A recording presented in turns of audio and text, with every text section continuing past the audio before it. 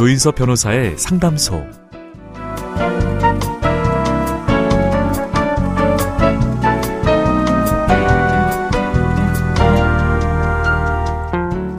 어서 오세요. 기다리고 있었습니다. 무슨 일이 있으신가요? 편하게 말씀하세요. 제가 들어드리겠습니다. 속 시원하고 정확한 자문으로 법률 문제를 풀어드리는 조인섭 변호사의 상담소, 지금 바로 문을 열겠습니다. 저는 조인섭입니다.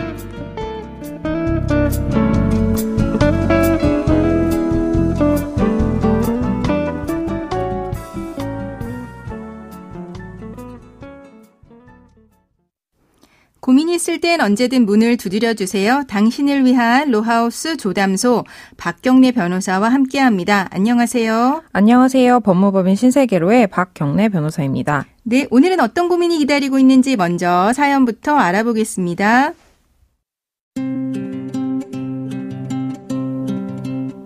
저는 무남 동녀 외동딸입니다. 제가 결혼할 당시 저나 남편이나 사회 초년생이라서 모아놓은 돈이 아무것도 없었는데요. 다행히 저희 친정 부모님이 아낌없이 지원해 주신 덕분에 부동산을 비롯해 상당한 재산을 갖게 됐습니다. 저는 결혼한 이후에도 꾸준히 일을 해왔습니다. 대기업에 다니는 남편보다 상대적으로 벌이는 적었지만 가정 경제에 보태왔고요. 아이를 봐주시는 친정 부모님의 수고비도 제 월급에서 드릴 정도로 나름대로 열심히 살아왔습니다. 그러던 어느 날이었습니다. 남편이 해외에 있는 회사로 이직했다면서 출국을 했고 그 이후부터 갑자기 생활비를 안 보내기 시작했습니다. 그리고 집요하게 이혼을 요구하면서 이혼 소송을 청구하더라고요. 남편은 양육권과 재산 분할까지 원하고 있는데요. 심지어는 얼마 전에 친정어머니가 돌아가시면서 상속받게 된 아파트의 절반을 달라고 해서 배신감이 큽니다. 저는 아직 아이들이 어리기 때문에 가정을 지키고 싶고 친정 부모님께서 도와주셨던 재산도 지키고 싶습니다. 어떻게 해야 할까요?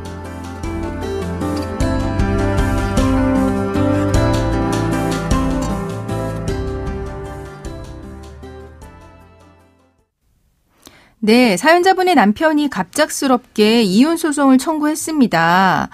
지금 그냥 살기 싫다라고 하는 사유만으로 그냥 보이는데 재판으로 가게 되면 이혼이 성립되는 걸까요?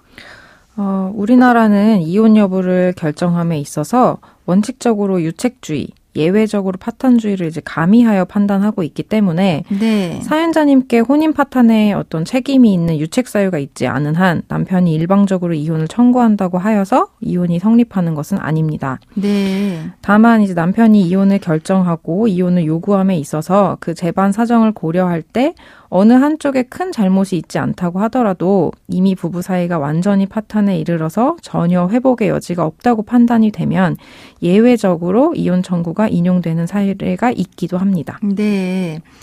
그러면은 사연자분은 가정을 지키고 싶다고 하고 계세요. 그럼 어떻게 대응하면 좋을까요? 사연자님께는 미성년자 자녀들이 있으신데요. 네. 미성년자 자녀들이 있는 경우에는 그 법원은 혼인관계 파탄 여부를 보다 엄격하게 판단합니다. 네, 네. 이 판단에는 뭐 자녀들이 부모의 이혼을 동의하는지 여부 등도 함께 고려하게 됩니다. 네. 그래서 사연자님께서는 그 실질적으로 남편이 갑자기 변심하기 전까지 부부 사이가 원만했고 부부 공동 생활의 실체가 원만하게 유지되었다는 사실을 적극적으로 소명하셔서 그 사연자님께 달리 유책 사유가 없고 이혼 청구가 이유가 없다는 점을 입증하시는 게 좋겠습니다. 네, 근데 이제 남편이 외국에 나가서 돌아오지 않고 있고 이제 이혼까지 이제 소송까지 들어오면 사실상 혼인 생활이 제대로 유지가 될 수 있을까 하는 생각이 들기는 합니다. 그래서 만약에 그러면은 사연자분도 이혼에 동의한다면 이제 재산 분할이 문제가 될 걸로 보여지는데요. 지금 사연에서 돌아가신 친정 어머니께서 아파트를 상속받은 상황이세요. 근데 남편은 이 아파트도 재산 분할 해달라고 하고 있는 상황이거든요. 이거 상속받은 아파트 재산 분할의 대상에 포함이 될까요? 우리 민법상 부부간에도 각자의 재산을 인정하고 있기 때문에 그 원칙적으로 상속받은 재산은 당사자의 특유 재산입니다. 네. 그러나 그 상속 재산의 취득 경위, 그 재반 사정, 상속이 이루어진 시점으로부터 혼인 기간이 얼마나 지속되었는지 등 상속재산의 유지 및 감소 방지하는 데 있어서 상대방 배우자의 기여를 인정할 사정이 있다면 상속재산 역시도 부부 공동재산으로서 분할 대상이 될 수 있습니다. 네네. 그런데 사연자님 경우에는 그 남편의 이혼 청구 시점과 친정어머니가 돌아가시면서 아파트를 상속받으신 시점이 상당히 가까운 것으로 보입니다. 네. 남편의 이혼 청구가 받아들여진다고 하더라도 이 경우에는 그 사연자님의 상속 재산에 대한 남편의 기여도가 부존재함을 적극적으로 입증한다면 이를 분할 대상에서 제외하는 것도 가능할 것으로 보입니다. 네. 근데 지금 거의 해외 나간 다음에 생활비를 지급하지 않았다라고 하니까 그럼 남편분의 기여도가 낮게 책정이 될 가능성이 많겠네요? 네, 그렇습니다.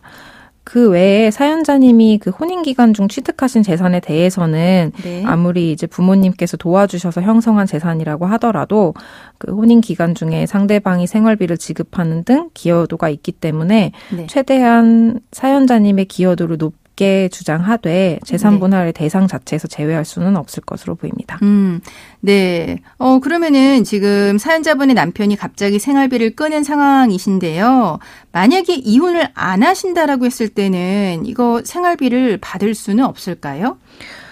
사연자님이 재산이 있고 소득 활동을 하신다고 하더라도 이제 여전히 혼인 관계가 유지되고 있기 때문에 남편의 부양 책임이 있고 특히 미성년자인 자녀들의 양육비는 남편에게도 당연히 부담 의무가 있습니다. 네. 그래서 남편이 제기한 이혼 소송에서 사전 처분을 신청해서 자녀들의 양육비를 확보하는 방법도 있고 예. 별도로 부양료 심판 청구를 통해서 남편을 상대로 자녀들의 양육비 그리고 생활비의 이행을 확보하는 방법도 있습니다. 네. 그러면은 이거 이혼 안 한다라고 하면서 부양료 청구도 가능한 거죠? 네, 가능합니다. 부양료 심판의 경우는 이혼을 전제로 하지 않아도 청구가 가능합니다. 네.